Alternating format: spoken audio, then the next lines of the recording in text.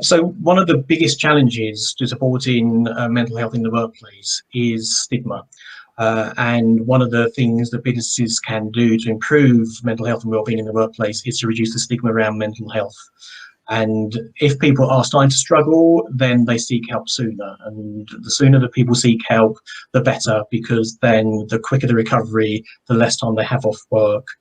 And ACAS are now saying that presenteeism costs businesses twice as much as absenteeism. So rather than people taking time off work, they are struggling on with things like mental illness.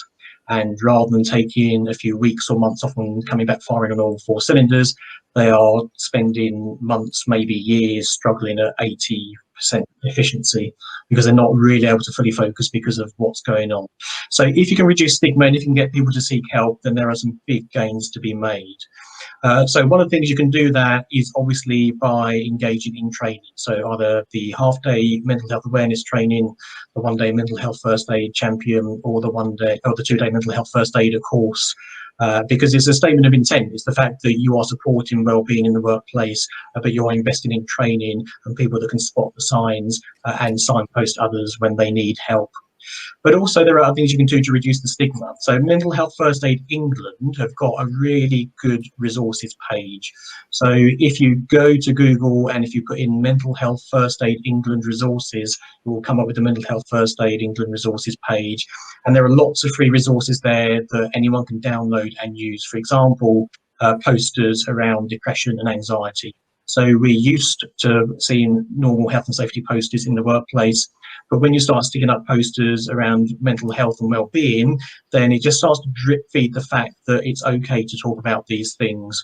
And there are lots of resources there. And there are other resources for employers, such as what is mental health first aid and how do employers engage with mental health first aid in the workplace. So use the resources and also embed mental health within your work practices. So for example, if you do a return to work with someone, ask about their mental health. It doesn't matter if they were off because they broke their leg, partly because being off with a broken leg can still have a negative impact on someone's well-being.